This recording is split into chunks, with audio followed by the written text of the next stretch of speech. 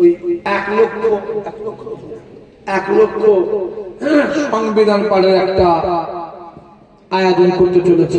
এটা দরকার আছে না? জোরে বলেন, জোরে বলেন।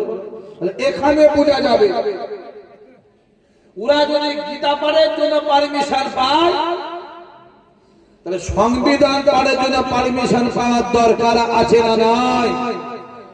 যদি না পায় তাহলে জানবে ভিতরে কিছু ডালমে কুছ কালা। আমার কথা বুঝতে পারছেন? এইটা বলি করছি, কি জুলুম বলতে বাবা। এটা বলি তুই হারাম খাবি, অসুবিধা নেই। আমি হারাম খোর বললেই কথা বলে না। আমার মাথায় ঢোকে দে ভাই, আমাকে আপনারা বুঝান তো। কোন মানুষকে বাঘ বললে, কি বললে বাঘ বললে সে মানুষটা খুব খুশি হয়, আর কোন মানুষকে কুকুর বললে সে চেপে যায়। এগুলো মাথায় ঢুকতে চাই না ভাই, মাথা কাজ করছে।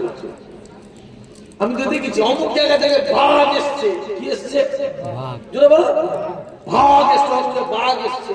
আর যখন কুকুর বলা হচ্ছে, কথা বলে বাঘও হারাম, কুকুরও হারাম। বাঘের 4টে পা, কুকুরেরও 4টে পা। এটাও না যায়, ওটাও না যায়। বাঘ বলে খুশি হচ্ছি, আর কুকুর বললে খেপে যাচ্ছে কেন বলেন তো? এটা বলি না। তোমরা যদি গীতা পাঠের জন্য বিজয়ের ময়দান যদি তোমরা পারমিশন পাও, আমরাও দেখবো সংবিধান পাঠের জন্য বিজয়ের ময়দান পারমিশন পাওয়া যায় কিনা। জোরে বলে। এর দ্বারা বোঝা যাবে আমাদের সরকার বাহাদুর মহাশয়ের কাছে, আমাদের সেনাবাহিনীর কাছে, ওদের কাছে বোঝা যাবে আমাদের ওদের কাছে গীতা পাঠের মূল্য বেশি না সংবিধান পাঠের মূল্য বেশি। আমার কথা বুঝে যাচ্ছে? ভাই কালকে আমাকে বলেছে ভাইজান যাচ্ছেন, যান ভাই, দরকার আছে, একদম পূর্ণ সহযোগিতা দরকার আছে না? কথা বলে আচ্ছা করুক, সংবিধান করুক। তারপরে আবার আমার ভাইকে বলো তুই যা, তুই গিয়ে আবার একবার পারমিশন নিয়ে দেখ, ওই ব্রিগেডে আমরা 10 লক্ষ কুরআন খতমের একটা আয়োজন করব। ঠিক না বল? জোরে বলে। কারণ এই ভারত তোমার একা নয়। এই ভারত তোমার যতটা পাওয়ার ক্ষমতা আছে, আমার ততটা পাওয়ার ক্ষমতা দিয়ে ভাববে না তোমার। কারণ ভারত স্বাধীনের সময় গোটা ভারতবর্ষে 94,000-এর বেশি মানুষ শহীদ হয়েছিল। জোর গলায় চিল্লে বলবো 94,000-এর ভিতরে 64,000-এর বেশি মুসলমান ঘরে ছেড়েছিল। জোরে হবে না? এখনো এদের নামটা খোদাই করে দিল্লির ইন্ডিয়া গেটে সোনার অক্ষরে লেখা আছে। আমি নিজে চোখে দেখেছি, তোমরাও দেখে আজকে যাও যাও।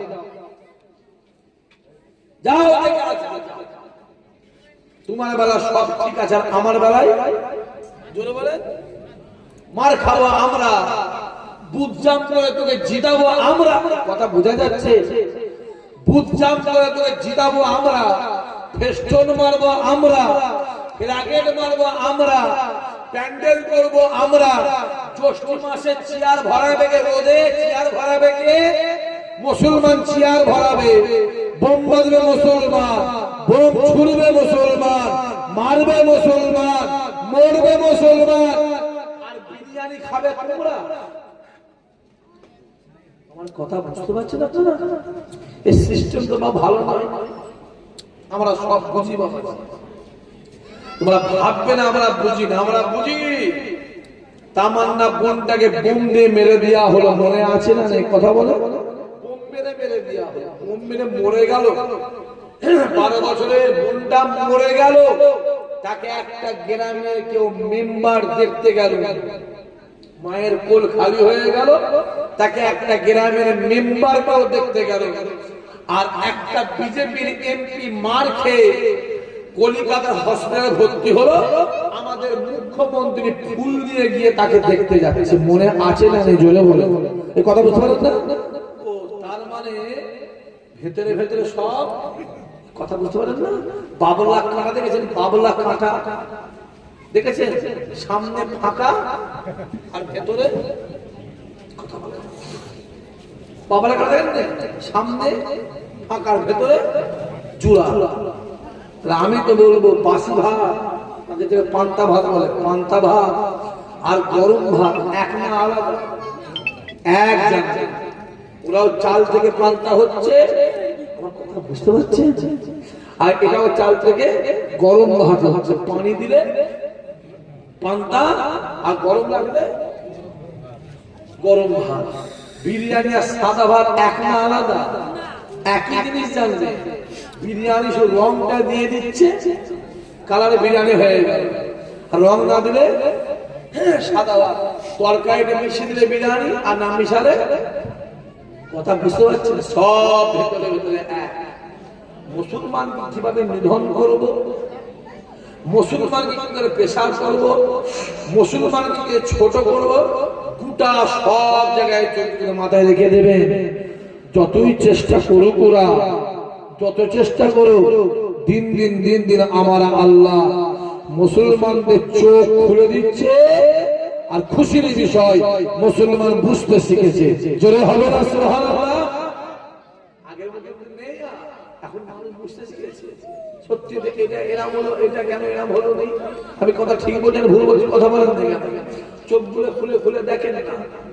হ্যাঁ, বিকেলের ময়দানে যে মুসলমান ভাইটা প্যাটিস বিক্রি, চিকেন প্যাটিস বিক্রি করলো, তাকে যারা মারলো, সকাল 7টার সময় অ্যারেস্ট হলো, আর 9:45-এ ছাড় পেয়ে গেল। আর আমার আপনার ঘরে গরিবের ছেলেগুলো সলিমউদ্দিন, কলিমউদ্দিন, আব্দুর রহমান, আব্দুর রহিম কেস খেয়ে জেলখানায় 3 মাস, কেউ 6 মাস, কেউ 1 বছর। ঠিক বলছি না ভুল বলছি? কথা বলেন। হ্যাঁ, চালাকি পেয়েছো, চালাকি পেয়েছো, চালাকি। যত জুলুম করে করে গে যাও, শেষ বিদায়, শেষ বিদায় আছে না? না আছে।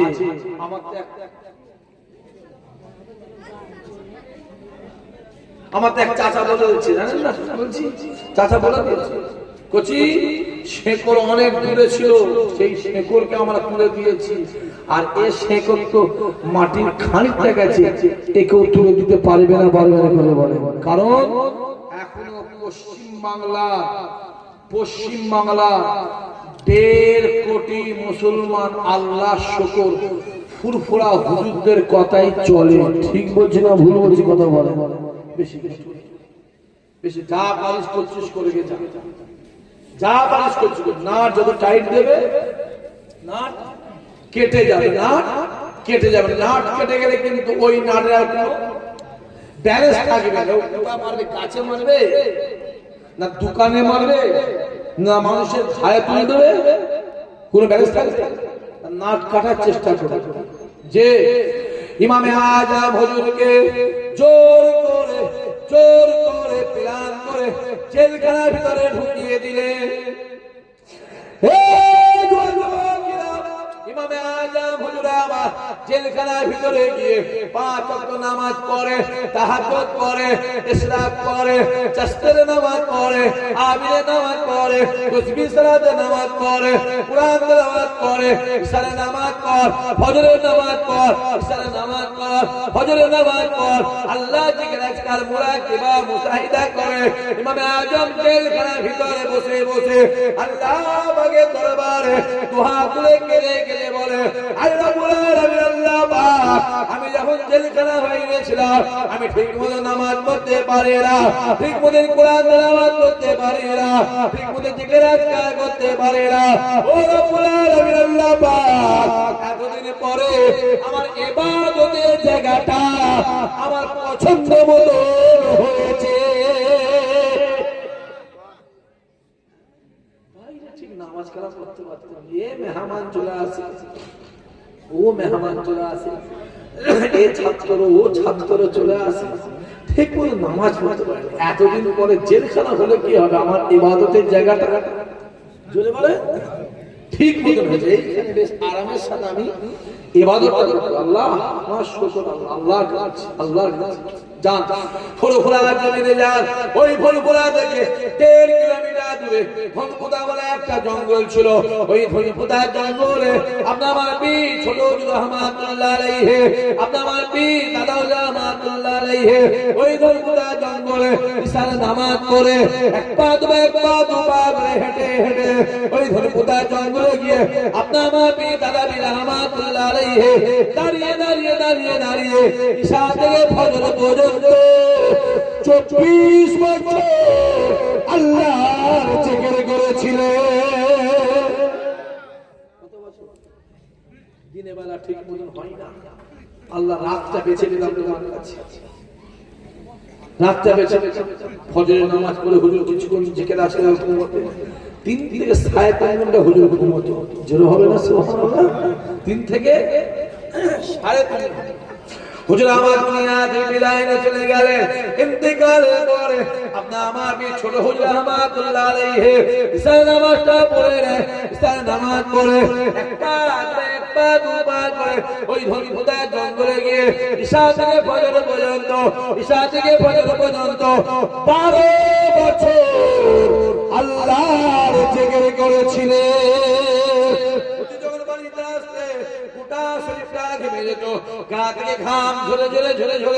আল্লাহ দুনিয়া জমিনে বলতো এই কানটাকে দিয়ে হুজুরে হাতে লাগিয়ে দেয়া হতো, এই কানটাকে দিয়ে হুজুরে পিঠে লাগিয়ে দেয়া হতো, এই কানটাকে দিয়ে হুজুরে পিঠে লাগিয়ে দেয়া হতো। লাগাবার সাথে সাথে নিচে কানে শুনতে পাওয়া যেত হুজুরের গায়ে যত পশম আছে প্রত্যেকটা পশমে গোড়া থেকে আল্লাহ আল্লাহ আল্লাহ আল্লাহর জিকির হতে লেগেছে।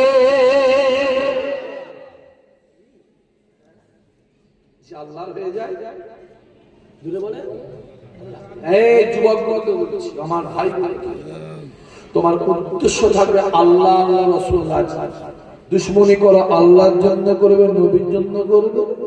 মহব্বত ভালোবাসা করবে আল্লাহর জন্য, নবীর জন্য করবে। আল্লাহ তোমাকে কামিয়াবি করে দেবে। জোরে হবে না সুবহানাল্লাহ? লোক দেখো না মহব্বত করে, জোরে বলে কোনো লাভ।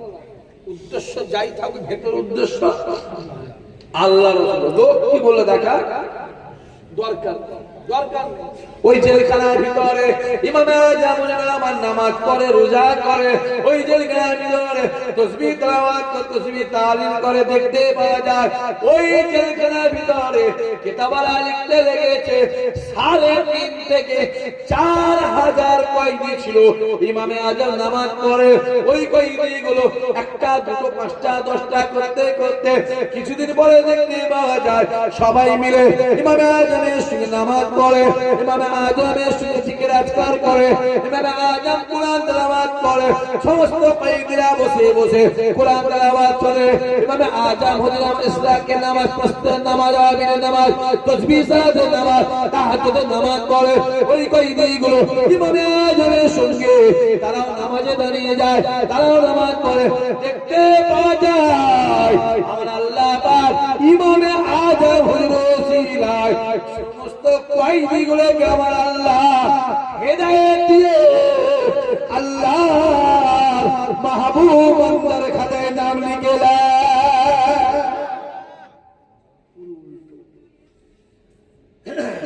যে ওই জন্য বলা আছে জামিন সহবতে বসবে, যেটা বলে বিড়ি করে পাল্লাই করে বিড়ি করে হবে, বেনামাজির পাল্লাই করে বেনামাজি হবে, হারাম করে পাল্লাই করবে হারাম করে হবে, সুদ করে পাল্লাই করবে সুদ করে হবে, চিটিং বাজে পাল্লাই করবে চিটিং বাজ হবে, মাতালের পাল্লাই করবে মাতালও হবে। নামাজিদের সহবতে বসবে নামাজি হবে, রোজাদারদের সহবতে বসবে রোজাদার হবে, আল্লাহর ওলিদের সহবতে বসবে আল্লাহ পাক ওলি বানিয়ে দেবে। জোরে হবে না? গোটা জেলখানা ফুল পরিবর্তন। সারাদিন জেলখানা কাজে শুনে এই কাজ কাম করে, বাকি টাইমটা হুজুরের পিছনে পিছনেই চলে। কিছুদিন পরে একজন কয়েদি ছাড় পেয়ে গেল, তার অপরাধ মুক্ত হয়ে ছাড় পেয়ে গেল। সে বাইরে বেরিয়ে নামাজে যায়, মন ভরে না, মসজিদে যাচ্ছে, নামাজ পড়ছে, ঠিক মন আসুদা হচ্ছে, কোরআন তেলাওয়াত করে মন ভরছে, সংসার ভালো লাগছে, সে কি করেছে না এই জায়গা আমারও ভালো লাগে না, আমাকে আবার পুনরায় বলে আমাকে আবার জেলখানায় ঢুকতে হবে। ঘর থেকে বেরিয়েছে, বাদশার এক সেনা হেঁটে হেঁটে যাচ্ছে, ছুটতে গিয়ে তার কলার ধরে টেনে ছিঁড়ে দিয়ে গালে এক চড়। কথা বুঝতে পারছেন?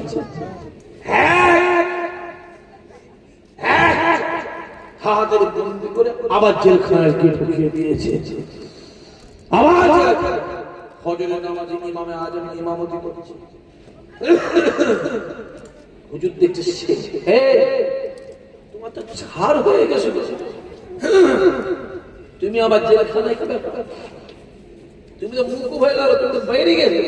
হুজুর শুনে রেখে দেন, আমি বাইরে বেড়াবার পরে আমায় কিছুই ভালো লাগে না হুজুর, আমি বাইরে নামাজ পড়ে আমার মন ভরে না, ওই বাইরে থেকে রাজকার করে আমার দিল শান্তি হয় না, ওই বাইরে কোরআন তেলাওয়াত করে আমার মন আসুদা হয় না হুজুর, আমি জোর করে ইচ্ছা করে আবার অপরাধ করে আমি জেলখানার ভিতরে প্রবেশ করেছি।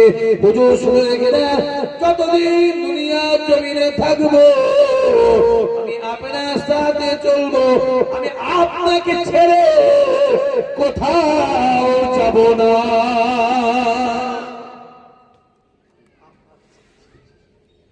আমি আপনার সাথে থাকবো।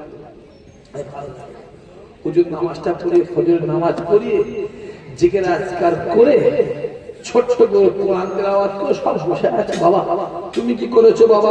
বলছি হুজুর আমি সাপটা মারার পরে জেলখানে এসেছি। তুমি কি করেছো? হুজুর আমি চুরি করেছি। তুই বলছি হুজুর আমি একজনকে ধরে জবাই করেছি। তুই বলছি হুজুর আমি বাচ্চা লোকে মেরে দিচ্ছি। হুজুর অভিযোগ শুনছে, মন দিয়ে শুনেছে, সবাই বলছে।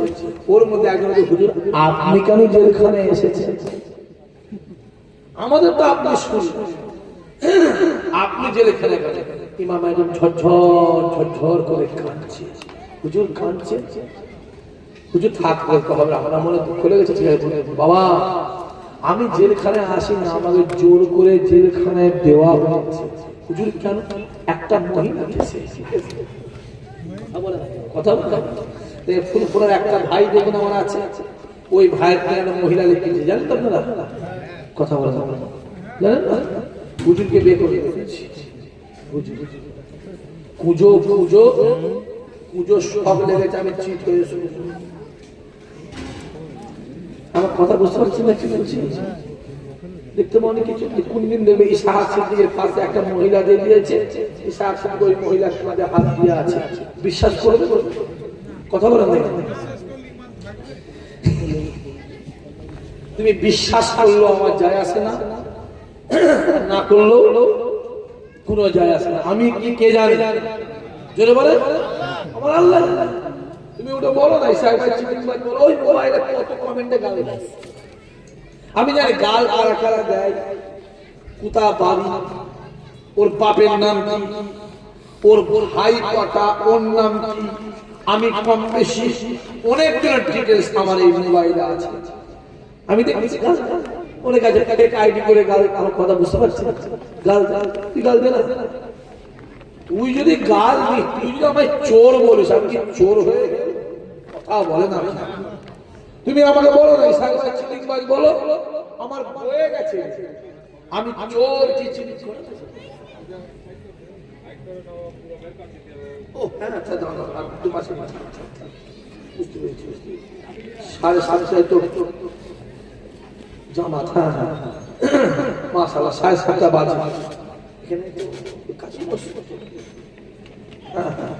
মাশাআল্লাহ। আর বারাবনি একবার আসে ছোট্ট করে সালাম ইয়া নবী,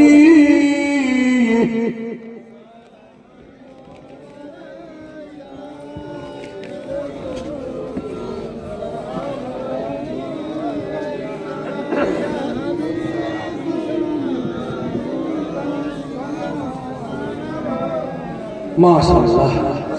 তালাল বদরু আলাইনা মিনিশানিয়াতিল ওয়ে